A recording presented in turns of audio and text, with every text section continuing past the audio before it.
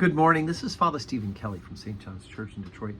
We're continuing our series of daily morning meditations, where we generally look at one or another of the lessons that are assigned for morning or evening prayer, what is known as the daily office lectionary.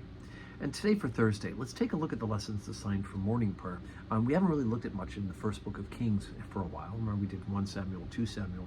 Now we're in the first book of Kings, and we're on chapter number 2. We've been talking recently about King David. After all of his battles, making Jerusalem his capital, wanting to build a temple, and God saying that no, you've found the place for the ark as a city, but the one who comes after you will build the temple. Now we get to the end of David's life. So 1 Kings chapter 2, beginning at verse number 1.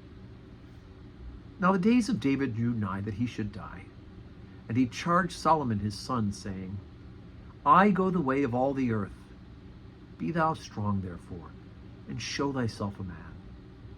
And keep the charge of the Lord thy God, to walk in his ways, to keep his statutes and his commandments, and his judgments and his testimonies, as is written in the law of Moses, that thou mayest prosper in all that thou doest, and whithersoever thou shalt turnest thyself.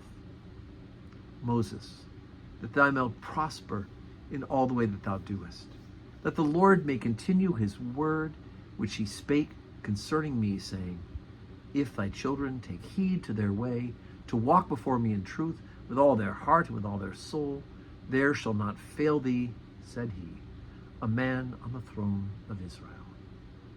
So David slept with his fathers, and was buried in the city of David. And the days of David reigned over Israel were 40 years. 7 years reigned he in Hebron, and 33 years reigned he in Jerusalem. Then sat Solomon upon the throne of David his father, and his kingdom was established greatly. Okay, so first king was Saul, not a good king at all. Replaced pretty quickly. David reigned for 40 years, and he had his failings. Right? We have the most, this episode with Bathsheba, and having this child, and putting Uriah the Hittite to death in order for him to take his wife and take him for his own, and that child dies. At the end of, as David's life is drawing on, Solomon will find himself battling with others. Who will get the throne? David battled with others, his own children, about who would be on the throne. But now it's set. Solomon is king. And David's last words to Solomon is to remind him to keep the law and the prophets. Keep the teaching Moses has commanded, that God gave to Moses, and that you'll be blessed. And reminds him that he's been promised by God that an heir would sit on his throne forever. Now, if we follow the kings of Israel, we know it wasn't a straight path, wasn't one that was not without bumps. But ultimately it is fulfilled in perpetuity by that heir of David, Jesus Christ, the Son of God.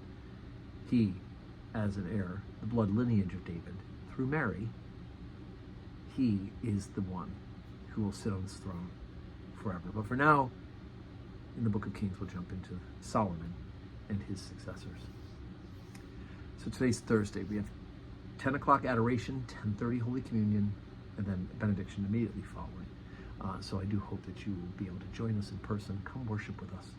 And if not, join us on the live stream and pray with us, pray for us. And then 4 o'clock evening prayer as well. And may God grant you a Thursday that is full of blessings.